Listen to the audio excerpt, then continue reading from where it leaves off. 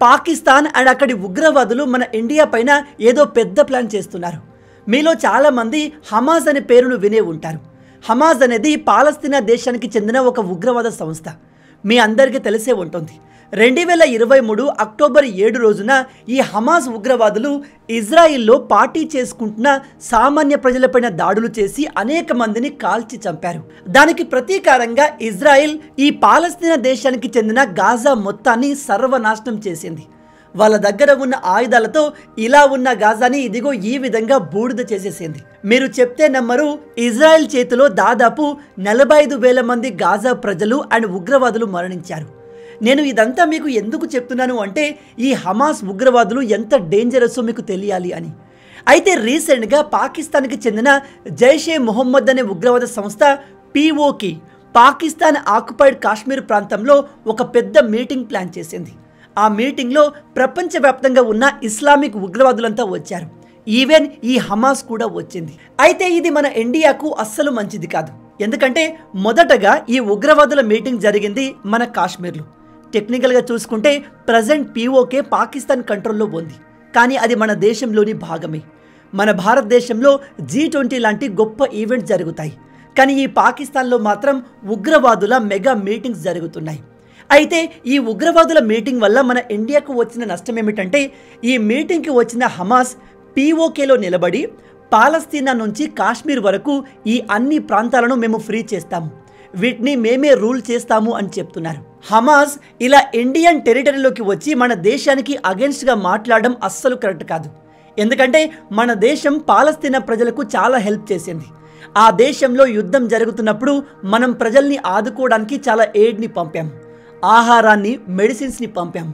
కానీ మనం చేసిన ఆ సహాయానికి ఈ ఉగ్రవాదులు ఇదిగో ఇలా మన దేశంలోకి వచ్చి మన ప్రాంతాలనే ఆక్యుపై చేస్తామని చెప్తున్నారు. నిజానికి ఇప్పుడు ఈ హమాస్ గాజా గురించి ఆలోచించాలి. మీలో తెలియని వాళ్ళకి చెప్తున్నాను. రీసెంట్గా అమెరికా ప్రెసిడెంట్ అయిన ట్రంప్ గాజా మొత్తాన్ని అమెరికా తీసుకుంటుంది అని చెప్పాడు. ఎస్, ప్రజెంట్ అయితే గాజాలో యుద్ధం ఆగిపోయింది. ట్రంప్ వచ్చి ఆ యుద్ధాన్ని ఆపేశాడు. అండ్ రీసెంట్గానే ఇతను ఈ గాజా ప్రాంతం మొత్తాన్ని మేము రీబిల్డ్ చేస్తాము అని చెప్పాడు. అంటే ట్రంప్ గాజాలో ప్రజెంట్ ఉన్న ముస్లింలందరినీ వేరే దేశానికి తరిమేసి అక్కడ ఒక అద్భుతమైన కొత్త సిటీని నిర్మించబోతున్నాడు. అయితే మీడియా వాళ్ళు ఈ ట్రంప్ని మీరు గాజాలో కొత్త సిటీని ఏర్పాటు చేసుకున్నాక గాజా ప్రజల్ని మళ్ళీ తీసుకుంటారా అని అడిగితే మనోడు ఏమని సమాధానం ఇచ్చాడో తెలుసా? మళ్ళీ వాళ్ళెందుకు, అక్కడ కంప్లీట్గా కొత్త సిటీ వచ్చేస్తుంది, ప్రజలకు అన్ని రకాల ఫెసిలిటీస్ ఉంటాయి, ఉద్యోగాలు ఉంటాయి అని చెప్పాడు.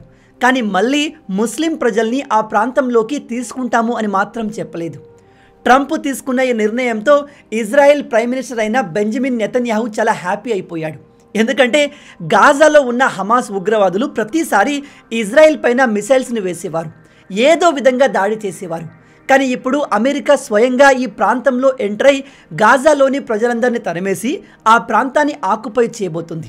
అమెరికా ఈ ప్రాంతంలో ఎంటర్ అవ్వడం ఇజ్రాయెల్కి ఒక మంచి న్యూస్. పాలస్తీనా ప్రజల్ని గాజా నుంచి తరిమేస్తామని అమెరికా చెప్తుంటే ఈ హమాస్ అక్కడ ఉండి తమ ప్రజల్ని కాపాడుకోవాలి, కానీ వీళ్ళు మన కాశ్మీర్ ప్రాంతానికి వచ్చి మనకు వార్నింగ్ ఇస్తున్నారు. అండ్ POKలో జరిగిన ఈ అతిపెద్ద ఉగ్రవాదుల మీటింగ్కి పాకిస్తాన్ సపోర్ట్ కూడా ఉంది. మీ అందరికీ తెలిసే ఉంటుంది, పాకిస్తాన్ అండ్ ఉగ్రవాదులు ఇది వేరువేరు కాదు. నిజానికి పాకిస్తాన్ అనేది ఒక ఉగ్రవాదుల దేశం. ప్రపంచంలో ఎక్కడ లేని ఉగ్రవాదులు మీకు పాకిస్తాన్లో ఈజీగా దొరికేస్తారు. అయితే పాకిస్తాన్ ప్రభుత్వం కావాలనే ఈ POKలో ఇలా ఉగ్రవాదుల మీటింగ్ని ఏర్పాటు చేస్తుంది. అండ్ వీళ్ళు మెల్లగా ఇండియా పైన ఏదో పెద్దగా ప్లాన్ చేయబోతున్నారు. ఇది నేను చెప్తున్న విషయం కాదు, చాలామంది జియో పొలిటికల్ నిపుణులు చెబుతున్న విషయం. నేను ఈ హమాస్ని ఉగ్రవాదులు అని రిపీటెడ్గా ఎందుకు చెప్తున్నాను అంటే వీళ్ళు చేసే పనులే ఉగ్రవాదులాగా ఉంటాయి. సాధారణ ప్రజలపైన దాడులు చేయడం, మహిళల్ని కిడ్నాప్ చేసి మానభంగం చేయడం, ఎదురు తిరిగిన వారిని ఇష్టం వచ్చినట్టుగా చంపడం చేస్తారు. అయితే ఇక్కడ ఆశ్చర్యకరమైన విషయం ఏమిటంటే ఈ హమాస్ ఇంతటి క్రూరమైన గ్రూప్ అయినప్పటికీ మన ఇండియా వీళ్ళను ఉగ్రవాదులుగా కన్సిడర్ చేయదు. మీరు ఇక్కడ మ్యాప్లో చూసినట్టయితే రెడ్ కలర్లో ఉన్న అన్ని దేశాలు హమాస్ని ఉగ్రవాదుల్లాగా కన్సిడర్ చేస్తాయి. కానీ మన ఇండియా మాత్రం అలా చేయదు. మన దేశ దురదృష్టం ఏమిటంటే మనం ఎవరికైతే హెల్ప్ చేస్తామో వాళ్ళు విశ్వాసం చూపకుండా మనపైన గొడవకు దిగుతారు. దానికి బెస్ట్ ఎగ్జాంపుల్ ఈ బంగ్లాదేశ్. బంగ్లాదేశ్కి మనం ఎంత హెల్ప్ చేసినా అక్కడి ప్రజలు మారరు. వాళ్ళు మన ఇండియాకు అగెన్స్ట్గా మాట్లాడతారు. మన తిండి తిని మన డబ్బులు తీసుకొని మనకే అగెన్స్ట్గా మాట్లాడతారు. ఇసుమంత విశ్వాసం లేని వాళ్ళు ఈ బంగ్లాదేశ్ ప్రజలు. ఇప్పుడు సెకండ్ ఎగ్జాంపుల్గా ఇదిగో ఈ పాలస్తీనా దేశంలోని హమాస్ ఉగ్రవాదులు తయారయ్యారు. వీళ్ళు ఇజ్రాయెల్తో యుద్ధం చేస్తూ చిత్తుగా నష్టపోతుంటే ఇండియా వీళ్లకు ఆహారం పంపింది, మెడిసిన్ పంపింది. ఇజ్రాయెల్తో అనవసరంగా వాళ్ళపై దాడులు చేయకండి, యుద్ధాన్ని ఆపండి అని మన దేశం ఇజ్రాయెల్కి రిక్వెస్ట్ చేసింది. చివరికి ఆ ప్రాంతంలో సీజ్ ఫైర్ జరగడానికి కూడా ఇండియా ఎంతగానో కృషి చేసింది.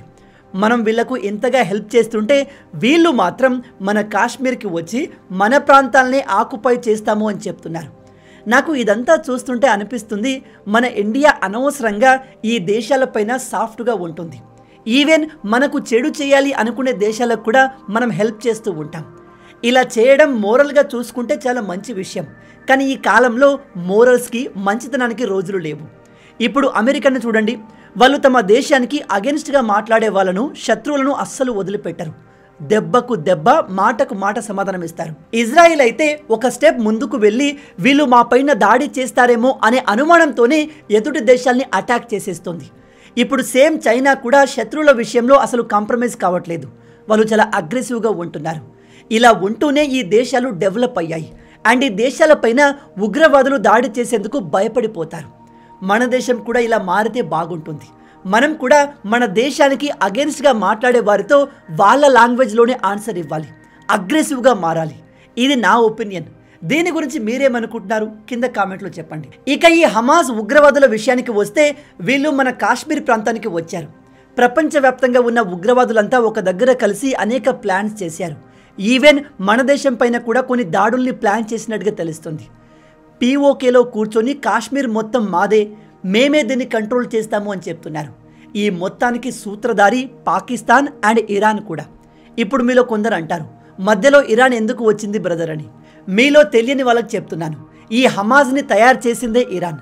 హమాస్కి ఆయుధాలు, డబ్బును ఇచ్చి బాగా సపోర్ట్ చేసేదే ఇరాన్. ఇరాన్ ఏది చెప్తే హమాస్ అదే చేస్తుంది. ఇండైరెక్ట్గా ఈ హమాస్ని కంట్రోల్ చేసేది ఇరానే. అందుకే కదా హమాస్ ఉగ్రవాదులు ఇజ్రాయెల్ పైన దాడి చేస్తే ఇజ్రాయెల్ వెళ్ళి డైరెక్ట్గా ఇరాన్ పైన దాడి చేసింది. మీరు ఇక్కడ విజువల్స్లో చూడవచ్చు. ఈ హమాస్ ఉగ్రవాదులు మన ఇండియాకు వచ్చి పాలస్తీనా జెండాని ఎగరేస్తున్నారు. వీళ్ళు మీటింగ్ తర్వాత కొన్ని ఎక్స్ట్రా కరిక్యులర్ యాక్టివిటీస్ కూడా చేశారు. బైక్ల పైన జెండాలు పట్టుకుని ర్యాలీలు చేశారు.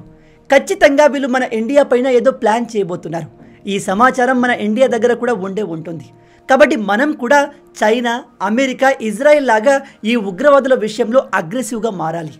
పీఓకేలో ఇంత పెద్ద ఉగ్రవాదుల మీటింగ్ జరుగుతున్నప్పుడు ఇండియాకు ఈ విషయం ఆల్రెడీ తెలిసే ఉంటుంది. అయినా కూడా మనం ఓపికగా ఏం జరుగుతుందా అని చూస్తున్నాము. లేకుంటే ఇండియా చాలా ఈజీగా వీళ్ళపైన ఎయిర్ స్ట్రైక్ చేసి అందరినీ లేపేసేది. ఇలా చేసి ఉంటే అమెరికా నుంచి మొదలు పెడితే ఇజ్రాయెల్ వరకు అన్ని దేశాలు మనల్ని మెచ్చుకునేవి. కానీ మనకు ఎంతో మంచి మిత్రువైన రష్యా మాత్రం మనకు దూరం అయ్యేది. ఎందుకంటే మీ అందరికీ తెలుసు, అమెరికా ఎటువైపు అయితే ఉంటుందో దానికి ఎగ్జాక్ట్ అపోజిట్ సైడ్ రష్యా ఉంటుంది. అమెరికా ఇజ్రాయెల్ని సపోర్ట్ చేస్తుంటే రష్యా పాలస్తీనాని, అక్కడ ఉన్న హమాస్ ఉగ్రవాదుల్ని సపోర్ట్ చేస్తుంది. అందుకే ఇప్పుడు ఇండియాకు ఏం చేయాలో అర్థం కావట్లేదు. ఈ హమాస్ని ఉగ్రవాదులుగా డిక్లేర్ చేద్దామా అంటే రష్యా ఫీల్ అవుతుంది.